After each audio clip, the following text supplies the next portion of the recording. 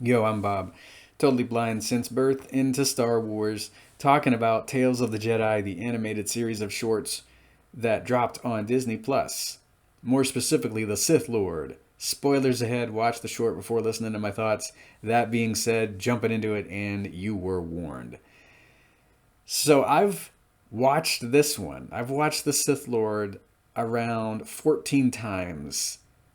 It's been about a week and 2 days since these six dropped on Disney Plus, but I keep coming back to the Sith Lord. I keep hitting that play button over and over again because I think it's a very kick butt piece of prequel era storytelling. I had a ball with this one.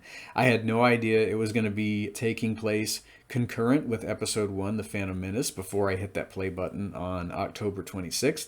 I read the title, I read the blurb about a Jedi Master making a shocking or a troubling discovery, rather. And I'm thinking, all right, this is probably after episode 1. This is when Dooku decides to go all in. He's probably tracking down Sidious. He's put two and two together. He already knows Palpatine, but he's figured out he's Sidious. They're gonna have a chat, you know. But I had no idea what I was in for.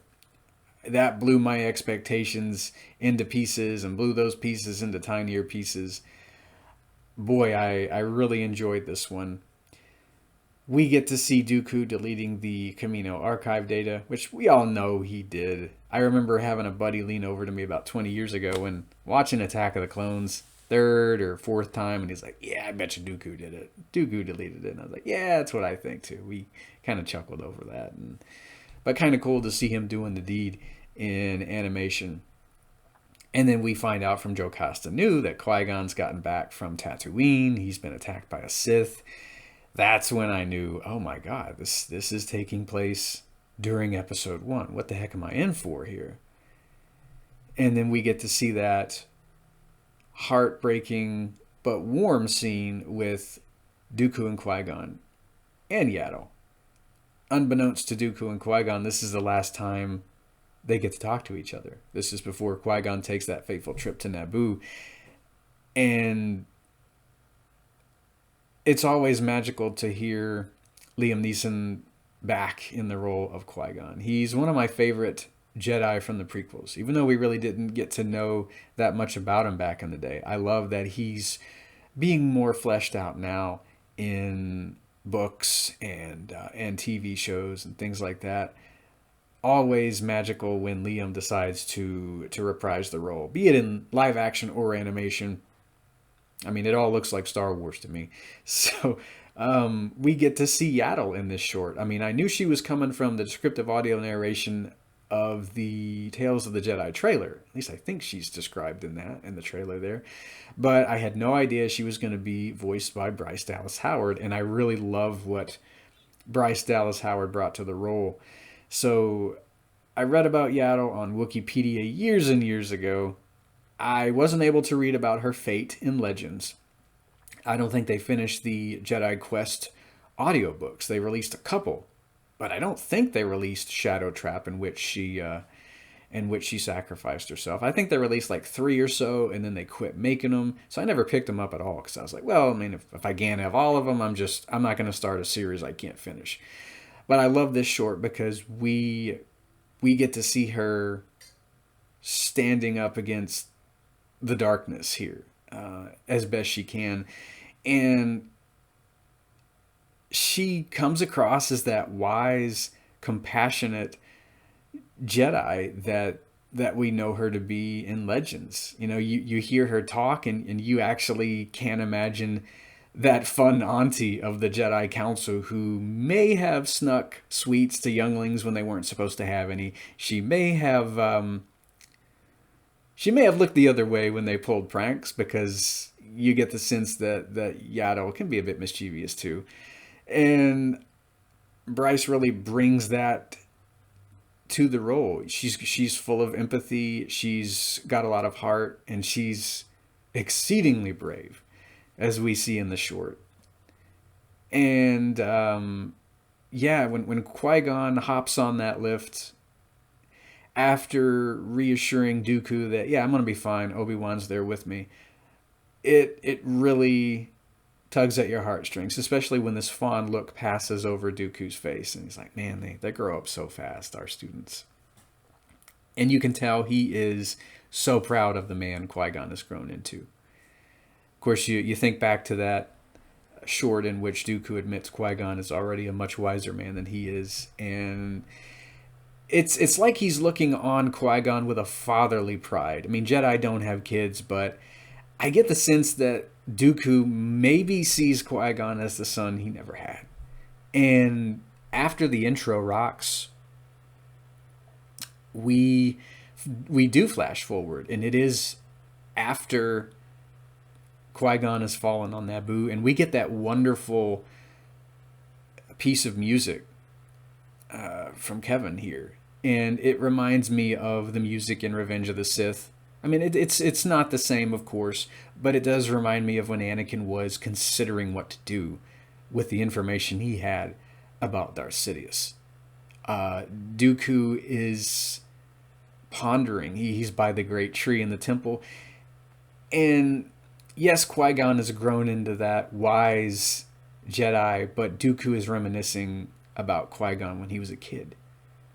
Because, I mean, if you've watched someone grow up, and if you've lost them, if you've, unbeknownst to you, if you've had that last conversation and then they're just gone, you do flash back to happier times to try and console yourself. If you've been there, and that is exactly what Dooku's doing here. He's in disbelief. He's in shock. He doesn't know what to do next. Yaddle's here too, and she senses that something's wrong. Those ears of hers, they're drooping a bit, according to the descriptive audio narration, and she gets the sense that something's not right here, and she's trying to get Dooku to possibly come to the funeral on Naboo, and he's not going. She's worried that he holds it against the council. I know I probably would too, because they didn't send Qui-Gon any backup. They just thought that, oh yeah, 2 Jedi are going to be enough. They'll be fine. And Dooku just says, yeah, well, what choice do I have? I've got to let Qui-Gon go. She's one with the Force. And Yaddle, she knows something's up. And right when they get in their respective ships, right when Dooku goes off and Yaddle starts to follow, I'm thinking, oh my God, we're going to see why she isn't, at least in canon anyway, in the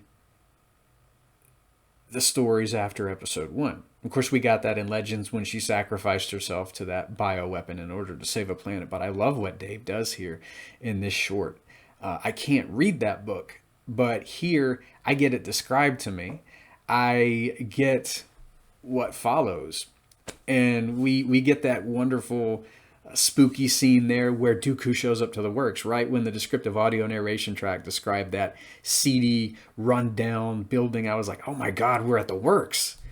Does Dooku already know Sidious? Well, of course he does. And I remember just really getting kind of giddy watching this for the first time, and I'm like, are they going to get Ian McDiarmid back to voice Palpatine? And of course, right when Sidious starts speaking, it is Ian. And boy, I love this guy whenever he's in animation or live action. Like I say, it all looks like Star Wars to me. And man, Sidious is one scary guy, be he in animation or live action.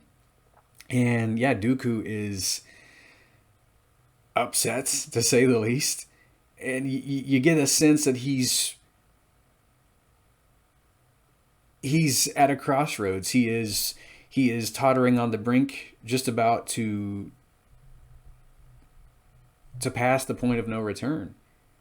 And he is understandably upset about Qui-Gon having died. And Sidious is like, well, you've lost an apprentice, so have I. Things happen. The galaxy can't be remade without sacrifice. And of course, when Sidious mentioned sacrifice, having read Legends, I thought of the novel in which Jacen Solo has to kill in order to become a Sith. I thought of Kylo Ren having to murder his father in order to fully embrace the dark side. And of course, we see Yaddle in the background. And we all knew, I'm sure, where this was going to go. Yaddle, she sees that looming darkness, and she is brave. She decides to step forward and try to appeal to Dooku. I mean, Dooku, yes, he saw Qui-Gon grow into a very wise and powerful Jedi, but Yaddle has watched all these younglings, even Dooku, grow up as well. And she still believes in him, even though he's deleted that archive data. He tells Sidious, "Yeah, I've done everything you asked me to do. I've killed Sidious. I've deleted the Camino data." And Sidious is like, "Yep, I'm going to ask even more of you. That's just how it's going to be." And Dooku's like, "But I probably caused the deaths of many." Sidious is like, "Yep, that's the price of freedom." And that's when Yaddle comes out, and she's trying to get Dooku to do the right thing. I love her bit of dialogue here when she's like, "None of what you've done matters. Your crimes, they don't matter. Just help me bring this guy in. We can stop him. We can bring him to justice. It's all right. We'll work this out." And of course, Sidious brings up justice, and he mocks it. He's like, "Well, remember what you told me about the Jedi representing a Senate that doesn't get anything done? Is that the kind of justice you want?" And then Dooku, he says he's afraid. And it made me think of Kylo when Kylo said, "I know what I have to do, but I'm afraid to do it." And Yaddle's like, "Yeah, I know you're afraid." And then Dooku lets her know he's afraid. It's too late. That lightsaber comes out. We get that brilliant and epic lightsaber duel. I love these things. I do love Andor. I think it's one of my favorite pieces of Star Wars original trilogy storytelling, but man, I love this stuff too. And we find out in the midst of the duel that Yaddle has stepped down from the council. She doesn't agree with their actions either. She doesn't think Qui-Gon should have had to die either. And she still tells Dooku, "You can still come back to the light. You can still do the right thing." And Dooku's just not having any of it. And of course, that lightsaber duel ends. Yaddle is crushed beneath that serrated hangar bay door. And in spite of all that, she still tries to get up. She raises that door. She pulls it up with the force. And I love this bit of imagery where Sidious, he kind of flinches back from the sunlight as it shines into the hangar that one last time. Because he is, of course, the Phantom Menace. He's trying to stay into the shadows. You have Yaddle here who's trying to pull him into the light, and she just ultimately can't. She tries her best, or does her best, I should say, because there is no try. Sorry, Yoda. And that's it for her. She falls over, and Dooku, he crosses the precipice. He comes up to her, and she's like, "Look at how many people have suffered because of what you call order." And he's like, "Well, I want to bring peace and order to the galaxy." And she's like, "Well, this isn't order." And Dooku's like, "Yeah, well then let me give you peace, Yaddle." And that's when he brings that saber down. And I love how the short ends. We don't see Dooku. It ends on Sidious grinning, and we see those yellow eyes of his. He is loving this. And I love how he cackles during the duel whenever Dooku just pushes that shuttle aside after Yaddle tells him, "We can still make this right." And Sidious he's just gained he's gained more means to an end. This is just another tool he's going to use. And I love that Dooku's going to be the one on the receiving end of a lightsaber by episode 3. Dooku thinks, "Oh, this isn't going to happen to me. Sidious isn't going to ever turn the tables on me," but yeah, of course he does in episode 3. Sidious has done this so many times.